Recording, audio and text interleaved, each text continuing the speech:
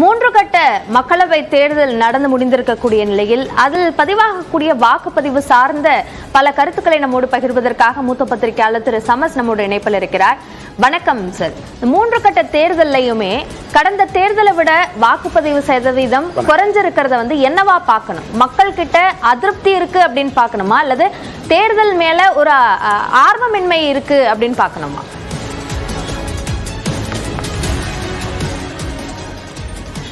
அதாவது நேரடியாக இந்த நம்பர்ஸை வச்சுட்டு எதிர்ப்பு அலை அல்லது ஆதரவு அலை அந்த மாதிரியான முடிவுகளுக்கு போகிறதுங்கிறதுக்கு அப்படி ஒன்றும் பெரிய டிராஸ்டிக்கான ஒரு விஷயம் நடந்தது. ஒன்றும் ஒரு 90% மேலே ஏறல, அல்லது 50% அதுக்கு கீழே குறைஞ்சிடல. அப்போ நம்ம இதில் என்ன முக்கியமான விஷயம் பார்க்க வேண்டியிருக்கு அப்படின்னா, ஆனால் குறையுது அப்படிங்கிறது நிதர்சனம்ங்கிறது மட்டும் இல்லாமல் ஏன் இந்த 1%, 2% கூடலாம் இந்திய மக்களவை தேர்தலில் மிக முக்கியமான ஒரு காரணி அப்படின்னு சொன்னால், கிட்டத்தட்ட ஒரு 97 கோடி பேர் வாக்காளர்கள் கொண்ட ஒரு தேர்தல் களம் இது. அப்படின்னா 1% அப்படிங்கிறது ஒரு 97 லட்சம் பேரை ரெப்ரசன்ட் பண்ணக்கூடியது. அதனால் இதில் 0.5% கூட ஒரு பெரிய தாக்கம்.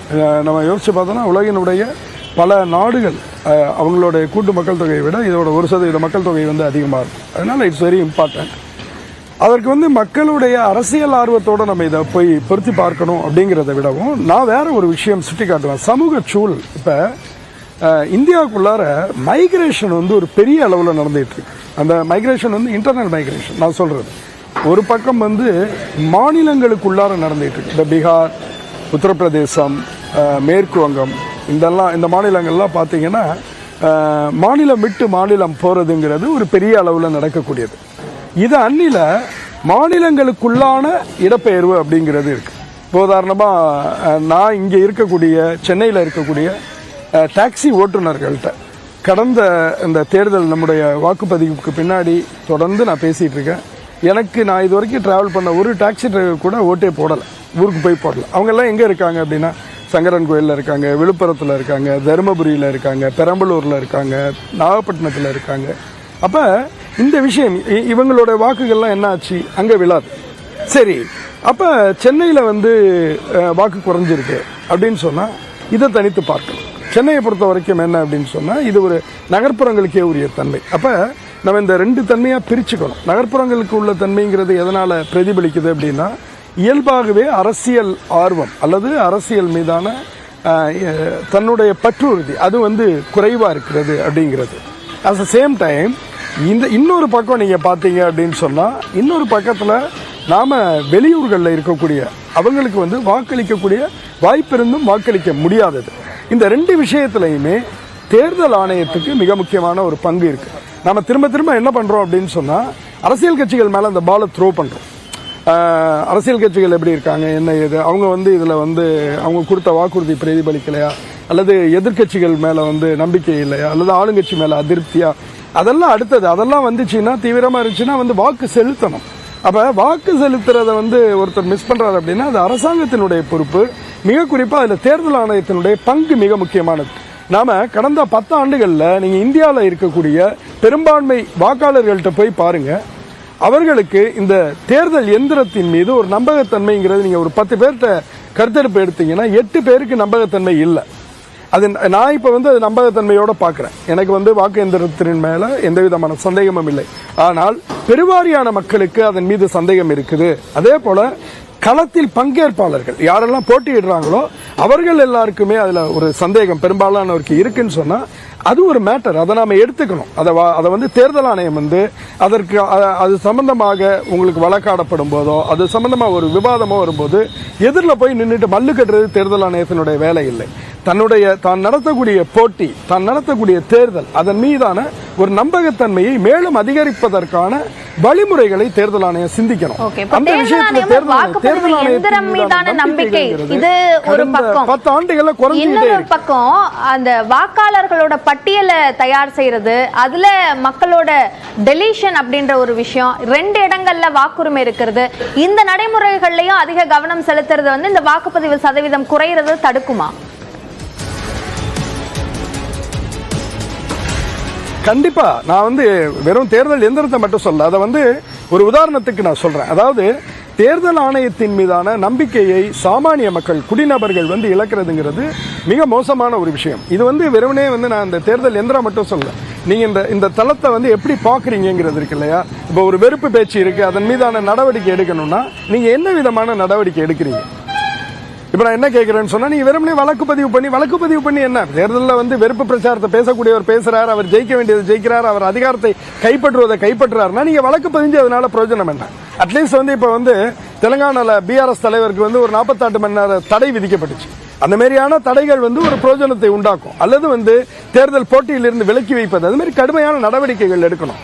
அதே போல சம போட்டி களம்ங்கிறதே இல்லை, பல விதங்கள்ல நீங்க வந்து இந்த தேர்தல் களத்தில் தேர்தல் ஆணையத்துக்கு எதிராக எவ்வளவு வந்து எதிர்க்கட்சிகளால வந்து உங்களுக்கு புகார்கள் சொல்லப்பட்டிருக்கு அப்படிங்கறத நீங்க தொகுத்து பாருங்க. மிக முக்கியமாக நேற்றைய தினம் காங்கிரஸ் தலைவர் கார்கே அவர்கள் ஒரு பிரச்சனையை வந்து எழுப்பி இருக்கிறார். அது நான் சுட்டிக்காட்டிய ஒரு பிரச்சனையும் கூட. அது என்ன அப்படின்னு சொன்னா, தேர்தல் ஆணையம் அறிவிக்கக்கூடிய ஓட்டு சதவிகிதம் இருக்கு இல்லையா, அது வந்து டிராஸ்டிக்கா அப்படி மாறுது.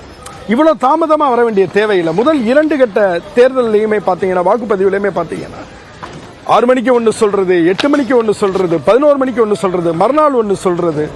இவ்வளவுக்கு என்ன உங்களுக்கு தள்ளி போயிட்டே இருக்கிறதுக்கு என்ன காரணம் இருக்க முடியும்னு எனக்கு தெரியல. ஏன்னா ஒவ்வொரு வாக்குச்சாவடியிலும் 1200 வாக்கு ஒரு எந்திரத்தில் நாங்கள் எடுக்கிறோம், அல்லது ஒரு சாவடிக்கு 1200 வாக்கு அப்படின்னு சொன்னா, எப்ப வாக்குப்பதிவு முடியுதோ அப்பயே வந்து 800 வாக்கோ 900 வாக்கோ உங்களுக்கு மிக துல்லியமா தெரிஞ்சிருது. அப்ப அதை வச்சு பெர்சன்டேஜ் போட்டீங்கன்னா ஒவ்வொரு சாவடிக்கு தெரிஞ்சிடும். ஒரு தொகுதிக்கு இத்தனை சாவடி இருக்கு, ஏன் தெரிஞ்சுக்கணும்? அப்படி உடனே கொடுக்க வேண்டிய ஒரு கட்டாயத்துக்கு கீழே வரும்போது அந்த நம்பர்ஸ்ல வந்து தவறு இழைக்கிறாங்க அதிகாரிகள் அப்படின்ற கருத்தை முன்னாள் தேர்தல் ஆணையர் ஒருவர் நமக்கு அளித்த பேட்டியில சொல்றார். இல்ல, முன்னாள் தேர்தல் ஆணையர் சொல்றது பிரச்சனை இல்லை. நான் என்ன கேட்கிறேன்னா, நீங்க அதிகாரிகள் வச்சு நடத்தும் போது ஒரு சாதாரண கூட்டுத்தொகை கணக்குல வந்து எப்படி தவறு வர முடியும்? இது என்ன, இது எவ்வளவு பெரிய ஒரு பொறுப்பு? 97 கோடி பேர் மக்கள் வந்து வாக்களிக்கக்கூடியது, அந்த வாக்களிப்பின் மேல வந்து ஒரு நம்பிக்கை இருக்கணும்னா அது ஒரு சீரியஸ் மேட்டர் இல்லையா? அந்த அதிகாரிகள் தவறு இழைக்கிறாங்கன்னா அவங்களை வெளியில கொண்டு வாங்க. அந்த அதிகாரிகள் தவறு இழைத்தவர்கள் மேல நடவடிக்கை எடுங்க, என்னங்கிறத வெளியில அனௌன்ஸ் பண்ணுங்க. அது எப்படி நாடு முழுக்க எப்படி நடக்கும்? அப்புறம் எத்தனை சதவீதம் மாறுது? ஏதாவது கொஞ்சம் நஞ்ச ஓட்டுகளா மாறுது? அப்புறம் எல்லாத்துக்கும் மேல ஓட்டு சதவீதத்தை மட்டும் ஏன் சொல்றீங்க? ஓட்டு எண்ணிக்கையை ஏன் சொல்ல மாட்டேங்கிறீங்க? நான் என்ன சொல்றேன்னா, ஒரு இடத்துல 1000 ஓட்டு இருக்கு, 800 ஓட்டு பதிவாயிருக்குன்னா நீங்க 80% டிக்ளேர் பண்றீங்க. அப்பனா ஓட்டு எண்ணிக்கை தானே முதலாவதா வருது. அப்ப ஓட்டு எண்ணிக்கையை சொல்லிட்டு தானே நீங்க சதவீதம் சொல்லணும். 80%, 81%, அல்லது 70%, 60% சதவீதம் மட்டும் வரும்போது எனக்கு என்ன கார்கேயினுடைய பேச்சில் நியாயம் வெளிப்படுகிறது என்றால், நீங்க 1% ஏறிச்சுங்கிறது ஒரு டிராஸ்டிக்கான சேஞ்ச். நான் ஏற்கனவே சொன்னது மாதிரி தான், 97 கோடி பேர் வாக்களிக்கக்கூடிய இடத்துல 1% என்பது 97 லட்சம் பேர். அது ரொம்ப முக்கியமான ஒரு நம்பர். நீங்க வந்து இங்க வாக்குகள் எவ்வளவு அளவுக்கெல்லாம் வித்தியாசத்துல தோல்விகள் இருக்குன்னா, வெறும் 100 ஓட்டு, 1000 ஓட்டு, 10,000 ஓட்டு, எவ்வளவு ஓட்டுலயே இருக்கு. அப்ப வந்து லட்சக்கணக்கான ஓட்டுகள் மாற்றம்ங்கிறது வந்து ஒரு பெரிய நம்பர்ஸ். நான் என்ன சொல்றேன்னா, நான் வந்து தேர்தல் ஆணையத்தை முழுமையாக நம்புறேன். ஆனா நம்பகத்தன்மை என்பது மிக முக்கியம். என்னுடைய நம்பிக்கையின் காரணமாக நீங்க வந்து எல்லாத்தையும் எப்படி வேணா எடுத்துட்டு போக முடியாது. அப்ப நான் என்ன சொல்றேன்னா, தேர்தல் ஆணையத்தின் மீதான நம்பிக்கை என்பது, அதனுடைய சுயாட்சியான அதிகாரத்துக்கான நம்பிக்கை என்பதை அது வலுப்படுத்த வேண்டியது அவசியம். அதே போல 2வது கட்டம், நான் சொல்லக்கூடிய 2வது விஷயம் என்ன அப்படின்னா, நீங்க அவங்க தேர்தல் ஆணையத்தினுடைய நடவடிக்கைகள்ல அவர்கள் இப்ப வந்து நான் சொன்னேன் இல்லையா, புலம்பெயர்வு ஆட்கள், பகுதியிலேருந்து வேற ஊருக்கு வரவங்க, மாநிலத்திலேருந்து வேற மாநிலம் வரவங்க, அவங்கள நாம என்ன பண்ணணுங்கிறதையும் நாம சிந்திக்கணும் அப்படின்னு நான் நினைக்கிறேன். இணைப்பில் வந்து எங்களுடைய பல்வேறு கேள்விகளுக்கு பதிலளித்தமைக்கு நன்றி திரு சமஸ். நன்றி.